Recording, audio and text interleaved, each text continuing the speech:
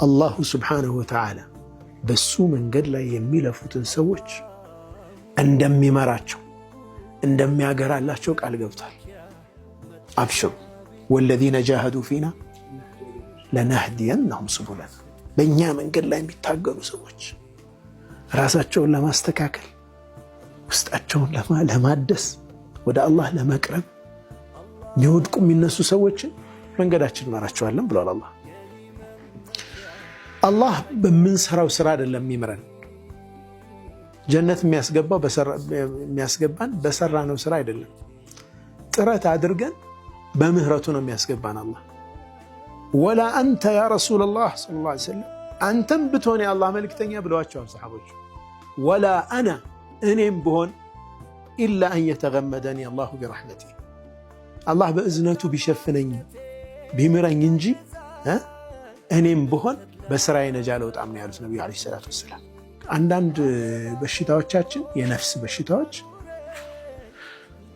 መንቃት ብቻ ያጠፋቸዋል። አይገርማችሁ? በቃ ይደብርሃል።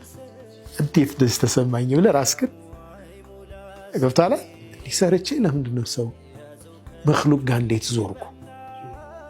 ይህ መክሉቅ አንስቼ ከሆነ አላቅም። አንድ ወንድም ምን አለኝ ባለፈው ሳምንት አንስቻለሁ።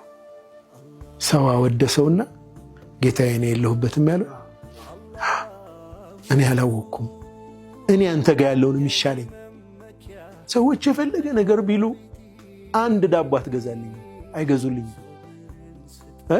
ለአንድ ዳቦ አይሆነኝም የነሱ ውዳሴ። ሲጀምር አወድሰው አይኖሩም። ከሰከንዶች በኋላ ሌላ ጉዳይ ያላቸው ይረሱሃል። ያ ያወደሰህ ሰው ወይም ያወደሱ ሰዎች አንተን ዘላለም አጀንዳ አድርገው ሲያወድሱ ሲቀድሱ አይኖሩም። ሌላ ጉዳይ ያላቸው። እሺ ዘላለም አንተን በህይወት ዘመናቸው እንዳወደሱ ነው የሚኖሩ ቢባልስ ምንድነው የሚጠቅም? ምን ይጨምርልሃል?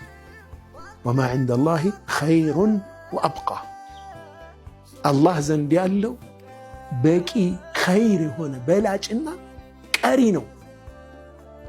እዚህ ጋር ያለው ትንሽ ነገር ነው፣ ጠፊ ነው።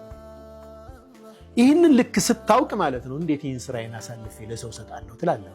እንዴት ሰደቃዬን አሳልፌ ሰጣለሁ? ገንዘብህንም ሰጥተህ ለፍተህ ያመጣኸው ገንዘብ እንዴት እንደዛ።